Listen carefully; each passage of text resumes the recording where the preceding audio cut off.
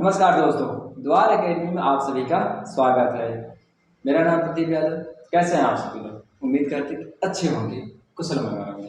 तो आज के इस सेशन में हम लोग पढ़ने वाले हैं क्लास 12 का समाकलन। इसके पहले एक वीडियो हमने बना दिया है, आप उसको देख लीजिएगा। तो समाकलन जो है बेसिकली उसमें हमने कुछ बेसिक्स बता चुके हैं।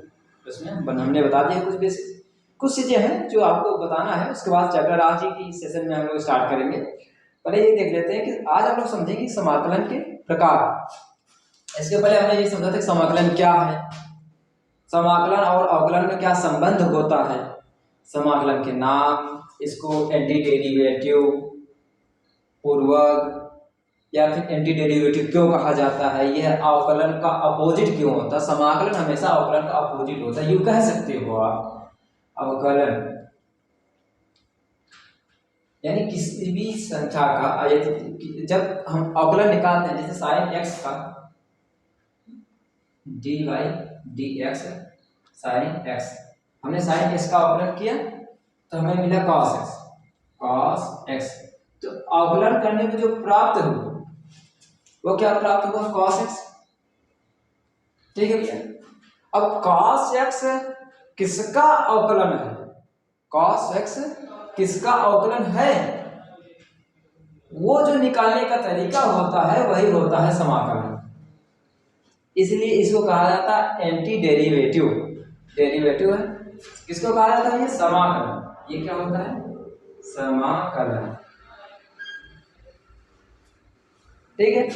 यानी अवकलन, अवकलन से जो प्राप्त होता है वो किसका या किस का अवकलन है, किस किस का अवकलन हो सकता है, वो जो ज्ञात करने का जो तरीका होता है उसे क्या कहते हैं? समाकलन। यानी समाकलन से हम ये ज्ञात कर सकते हैं कि cos x किन किन का अवकलन है, यानी किसका किसका अवकलन करने पे हमें cos x प्राप्त हो सकता है।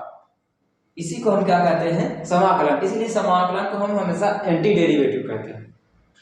क्या कहते हैं भैया? Anti derivative. फिलहाल आज हम लोग क्या पढ़ने वाले हैं कि समाकलन के प्रकार। तो भैया समाकलन मुख्यतः दो प्रकार का होता है। कौन कौन से? एक होता है निश्चित समाकलन, दूसरा होता है अनिश्चित समाकलन। निश्चित समाकलन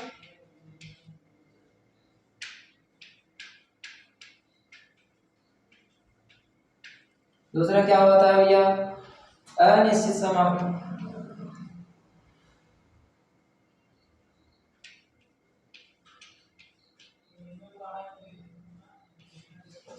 अब आप सोचोगे सर जी दोनों में अंतर क्या होता है? होता है, बहुत मुख्य अंतर होता है। पहले बात ये समझिए आप कि समाकलन की जरूरत क्या है, क्यों समाकलन निकाला जाता है। ठीक, ये तो सवाल उठता है, समाकलन आखिर क्यों निकाला जाता है, इसकी जरूरत क्या होती है। तो समाकलन बहुत ही महत्वपूर्ण है। बेसिकली हम समाकलन जो है क्षेत्रफल निकालने के लिए करते हैं। क्या निकालने के लिए प्रयोग करते हैं हम? क्षेत्रफल। अब आप सोचोगे सर जी क्षेत्रफल तो आयत है उसका अलग सूत्र बना हुआ है, वर्ग है उसका अलग सूत्र बना हुआ है, समलंब है उसका अलग सूत्र बना हुआ है। तो इन सब चतुर्भुजों का क्षेत्रफल या त्रिभुज का क्षेत्रफल निकालना हो तो उनका अलग अलग सूत्र बना हुआ है सर जी, फिर समाकलन से क्या क्यों निकालेंगे, है ना। तो जरा देखते हैं। अच्छा मान लेते हैं, पहले हम ये समझ लेते हैं कि निश्चित समाकलन क्या होता है, अनिश्चित समाकलन क्या होता है। फिर आप समझेंगे कि आखिर ऐसे कौन सी क्षेत्र है जिसका समाकलन निकालने के लिए हमें जिसका क्षेत्रफल निकालने के लिए हमें समाकलन की जरूरत पड़ती है। ऐसी कौन सी आकृति या किस प्रकार का चतुर्भुज बनेगा, क्या है जिसका हमें निकालना है। क्षेत्रफल तो समाकलन लगाना पड़ेगा और कोई फार्मूला काम नहीं कर रहा वहां पे, है ना। तो चलते हैं पहले निश्चित समाकलन। समाकलन का जो प्रतीक होता है, संकेत, वो इस प्रकार होता है। ठीक है, समाकलन। अब यूं समझिए कि साइन एक्स कर देते हैं, साइन एक्स। लेकिन अगर यहां 1 और 4 ये होती है बाउंड्री लाइन, भैया 1 से नीचे नहीं जा सकते, 4 से ऊपर नहीं जा सकते। बेसिकली इसका जरूरत जो है आगे पड़ेगी, वहां आकर और डिटेल से समझाएंगे। अगर यहाँ इस प्रकार नंबर लग गए, यानी sin x की वैल्यू जो है 4 और 1 के बीच में ही निकालना है समाकलन, तो ये हो जाता है निश्चित। इसकी जो क्षेत्र है वो निश्चित है, वो उससे आगे आप जा नहीं सकते। बाउंड्री बन गई भैया, इसके अंदर ही रहना है, उसके बाहर गए तो खतरा है ना। तो अगर इस प्रकार आपको दिखता है तो वो क्या होता है, निश्चित समाकलन। और अनिश्चित में क्या है कि ये जो बाउंड्री है ये बाउंड्री नहीं होती है sin x, ठीक है भैया। अब sin x का समाकलन क्या होता है, माइनस कॉस। इसके लिए हम पहले वीडियो आपको बता चुके हैं, वो जो आपकी किताब में भी है, पूरा आप याद कर लीजिए, समझ लीजिए उसको पूरा का पूरा, वो बहुत इंपॉर्टेंट है। वो अगर याद रहेगा समाकलन एकदम हवा छू मंत्र। अभी देखिए चैप्टर स्टार्ट करेंगे तो देखिएगा आप कैसे आप हल करते हैं, हम लोग बहुत इजी तरीके से हल करेंगे, ठीक है। तो sin x का दरअसल कहने का तात्पर्य ये होता है कि हमको ये ज्ञात करना कि sin x किन किन संख्याओं का या किसका अवकलन है। sin x किसका अवकलन होता है, तो जरा देखेंगे तो sin x का जब हम समाकलन निकालेंगे होता है minus cos x plus c,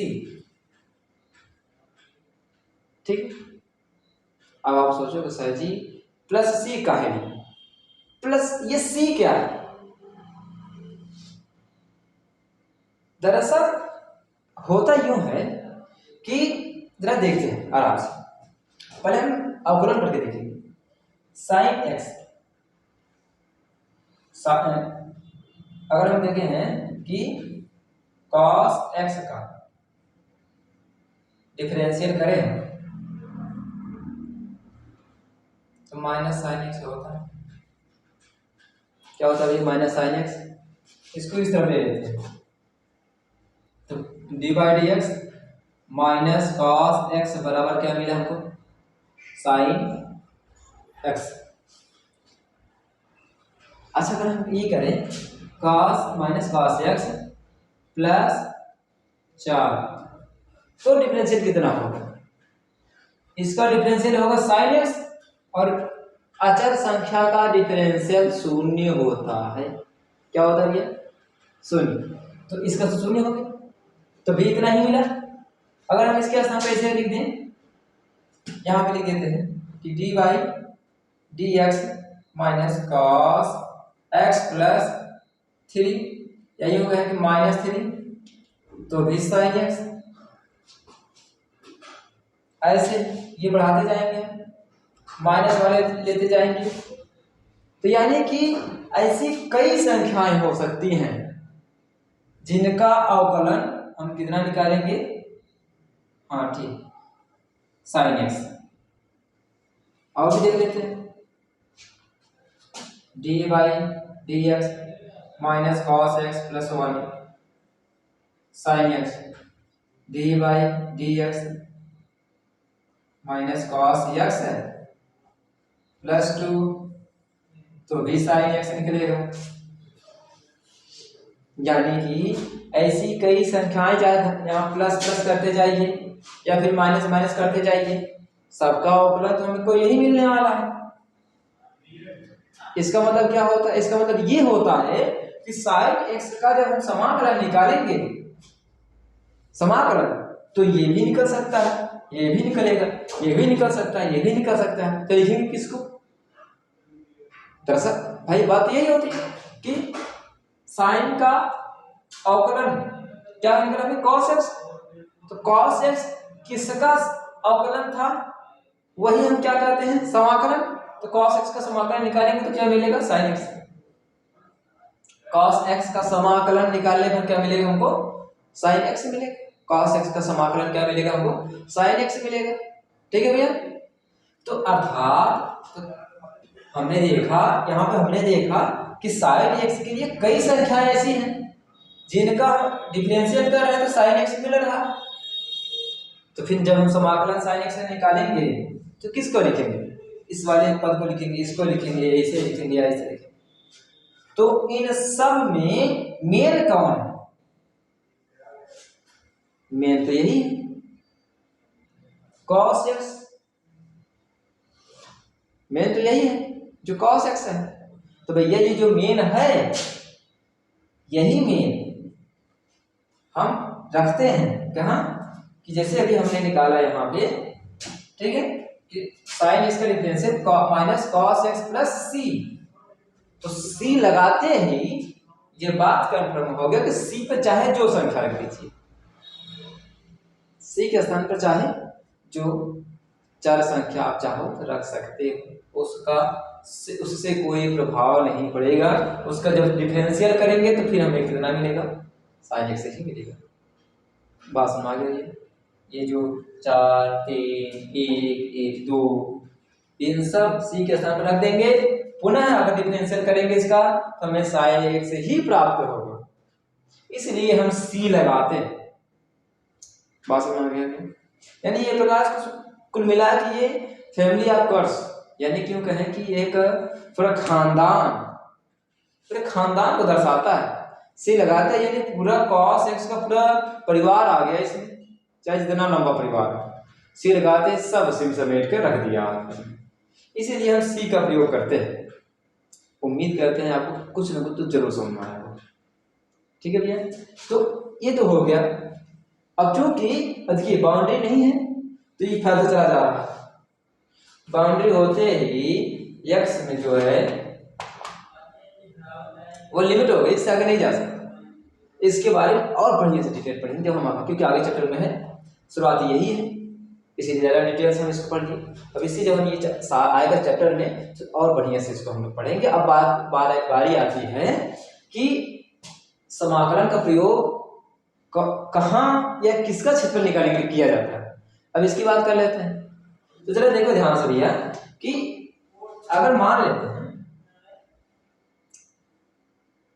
गांवों में, अगर आप देखो तो खेतों के जो मेड़ होता है, इलाहाबाद मेड़ ही का बोला जाता है, तो जो कि हम इलाहाबाद से बिलोंग करते हैं, जिसे हम प्रयागराज हो गया है, तो प्रयागराज में जो है मेड़ ही शब्द का प्रयोग करते हैं खेतों के लिए, जो उसकी सीमाएं बनाई जाती हैं वो मेड़ ही प्रयोग होता है। तो भैया खेतों का जो मेड़ होता है तो वो क्या केवल आयत या वर्ग में होता है, जैसे माता चतुर्भुज में या सचतुर्भुज में होता है, सबलक में होगा, ऐसे भी तो होता है ना।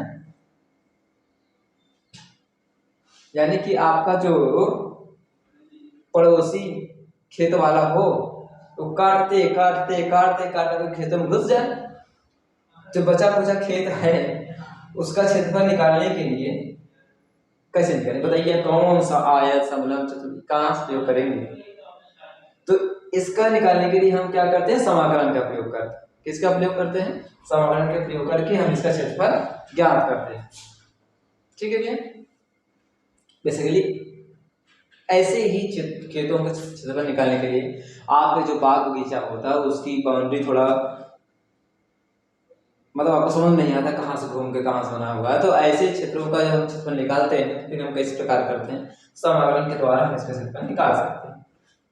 ठीक है, तो ये हो गया बेसिक, मोटा मोटी आपको बेसिक हमने समझा दिया आपको। अब चलते हैं चैप्टर के कुछ क्वेश्चन हम लोग देखेंगे, उसके बाद नेक्स्ट वीडियो में करेंगे क्योंकि काफी लंबा वीडियो हो चुका है। तो चलो देखते हैं चैप्टर। आज हम लोग जो है चैप्टर स्टार्ट ही कर दिए। चलिए देखते हैं भैया चैप्टर्स में क्या है।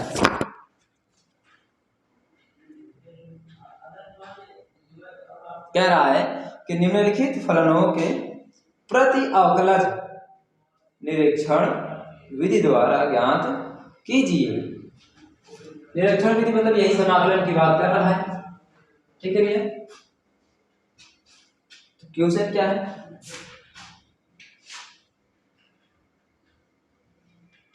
sin 2x, दूसरा क्वेश्चन है cos 3x तीसरा क्वेश्चन e पावर 2x। ठीक है भैया, तो आज हम लोग 3 क्वेश्चन देखेंगे, बाकी क्वेश्चन है बहुत इजी क्वेश्चन है। नेक्स्ट वीडियो में पूरा चैप्टर समाप्त हो जाएगा, इतना इजी। तो ध्यान से देखते हैं आराम से ये किस प्रकार किया जाता है। पहले क्वेश्चन को लिख देते हैं। पहला क्वेश्चन sin 2x हल। ले भैया sin 2x, तो भैया sin x का समाकलन क्या होता है? cos 2x, यहाँ 2x है, हमने यहाँ क्या रख दिया भाई 2x प्लस सी अभी रहने दीजिए, निकाल ली। sin x का क्या होता है cos x, तो x के स्थान पर 2x था तो हम यहाँ पे क्या रख दिए 2x आराम से। अब x का जो गुणांक है, गुणांक x का गुणांक, या यूं कहें कि इसका डिफरेंशियल, जो x यहाँ थीटा के स्थान पर इसका डिफरेंशियल, तो अगर हम 2x का डिफरेंशियल निकालेंगे तो भैया 2 ही होगा। या यूं कहें कि x का गुणांक इसके नीचे जो भाग, जितना भी गुणांक होगा नीचे भाग दो, सिंपल। sin x का cos x और जो ये x का गुणांक है ये 2, इससे हमने भाग दिया, बस हो गया, प्लस सी, समाप्त। कितना है इसका? ठीक है, दूसरा नंबर सवाल देख लेते हैं। cos 3x, यहाँ पे माइनस रहेगा भैया, sin x का डिफरेंशियल क्या होता है माइनस cos x। भैया cos x का अगर हम डिफरेंशियल निकालेंगे, डिफरेंशियल नहीं बता एंटी डेरिवेटिव क्यों कहें समाकलन, तो ये हो जाएगा sin, अरे यार नागिन जो है बनने sin cos जो है 3x,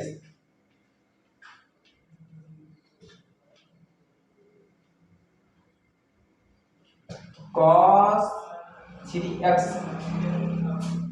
इसका समाकलन क्या होता है भैया sin x, sin x क्या होता है भैया sin x।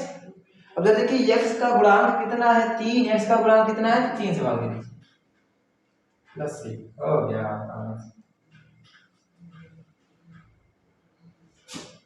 खत्म कहानी है। इसको जरा देखिए, बहुत सरल, e पावर x का तो बहुत ही, इसका भैया तो बढ़िया है, चाहे समाकलन निकालो चाहे अवकलन निकालो, e पावर x का e पावर x ही होगा। अवकलन करेंगे तो b पावर x निकलेगा, समाकलन करेंगे तो b पावर x निकलेगा। ये बढ़िया है, इसमें कोई चेंजिंग, कोई चेंजिंग नहीं होता है। तो जरा हम इसको निकालेंगे, क्या निकला e पावर x। अब x का गुणांक कितना है 2 से भाग दीजिए, प्लस सी, लो हो गया आंसर। इतना इजी सवाल, ठीक है भैया, बहुत इजी। आप इस क्वेश्चन वक्त जो है उसको लगाने की कोशिश करिएगा। नेक्स्ट वीडियो में जो बचे क्वेश्चन है वो पूरा खत्म हो देंगे, ठीक है भैया। तो उम्मीद करेंगे कि आपको ये समझ में आया होगा, तो लाइक करिए, शेयर करिए, आप थोड़ा सा फैलाओ अपने दोस्तों के सहपाठियों में, ज़्यादा से ज़्यादा लोग पहुँचाओ। हम लोग आपके लिए इतनी मेहनत कर रहे हैं, थोड़ी मेहनत आप लोग भी करिए, ठीक है। थैंक यू, आप कमेंट जरूर करिए।